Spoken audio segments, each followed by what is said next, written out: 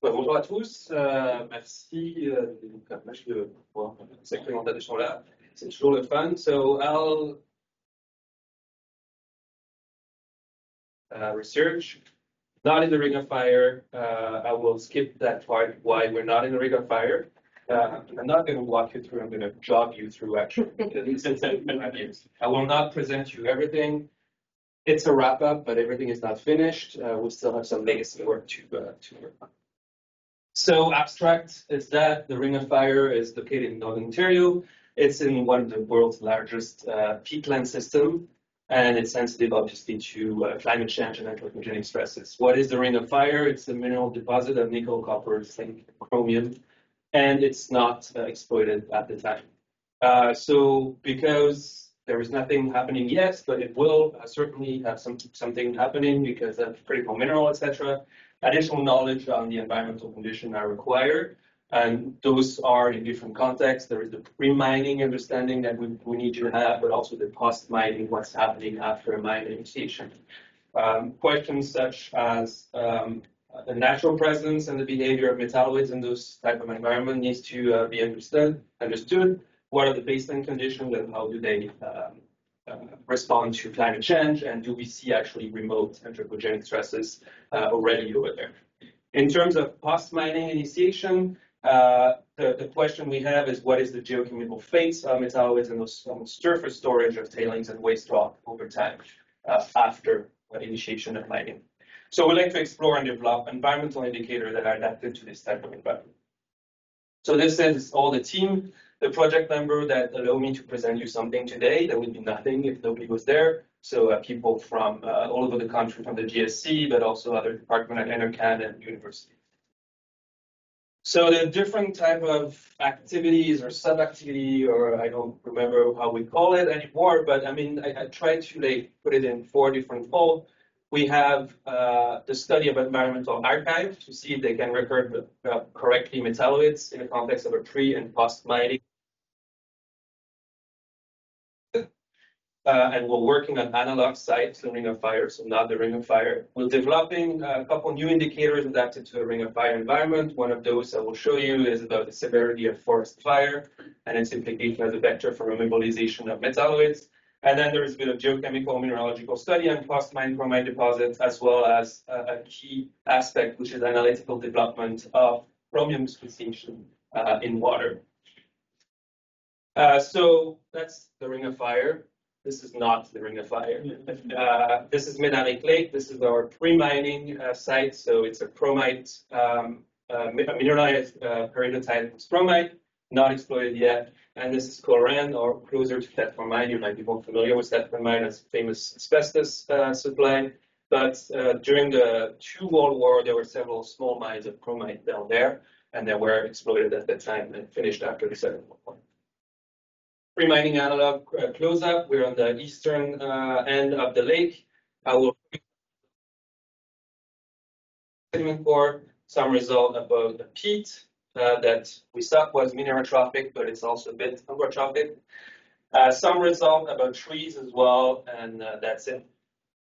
Post-mining analog is, so you can see a big mine, a former mine of asbestos right there, but our mine.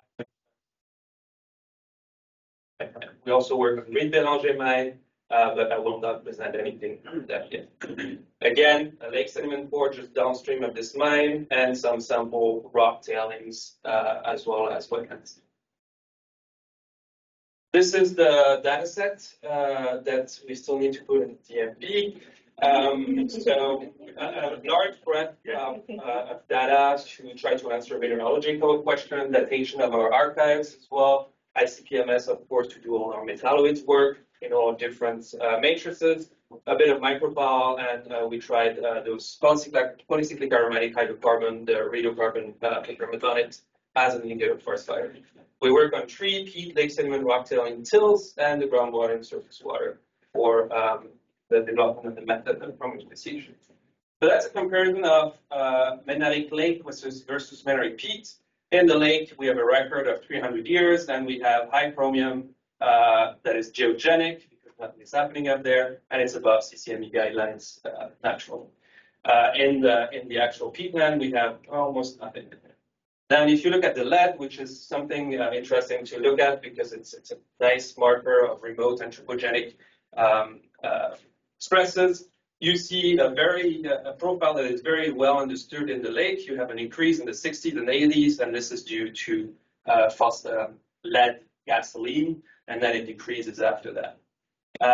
The peat is very questioning, and if you have any idea about it, I'm happy to take them. Basically, we have a peak that goes up in the 1900s, but this is also the moment where the peat have an ecological change. It changed from a minerotrophic peat to something that's more forested, and then in 1900 it goes down to a bog. And so what is interesting is that we don't see the atmospheric signal of lead in the bog part. We see a big spike of lead in the forest part, and I could show you what's happening down there. It's pretty interesting. The lead isotopes that we did are actually swamped by the geogenic signal. The tree didn't work that well because the signal is very low up there, so we looked at the bark instead of looking at the tree rings. What is interesting is that it's actually a good exploration tool. The barks are actually sucking up the bedrock, and so you see that you have more chromite in the peridotite tree, the tree that grows on the peridotite. Now, this indicator, the polycyclic aromatic hydrocarbons are actually a molecule, an organic molecule that is coming from the combustion of organic matter and also combustion of wood, obviously. And here the idea is that the lower the content of those radiocarbon in those pHs, the deeper the soil has burned. And so you see that actually you have some correlation with potential severe burning events, and you have low, that this is like your radiocarbon content in green, and you have lower radiocarbon content that spikes up. So it's a promising tool that we'd like to pursue in the future. Now, again, environmental archive, but in this post-mining site, we see that we're able to get a nice baseline for all of these different metalloids here, and then we have a spike as soon as human come in. If we zoom at it, which is quite interesting, we actually see what we think is the peak mining between World War I and World War II. You have a peak of chrome, which is really high, up to 2,000 ppm. And then what is interesting is that it never goes down to baseline after.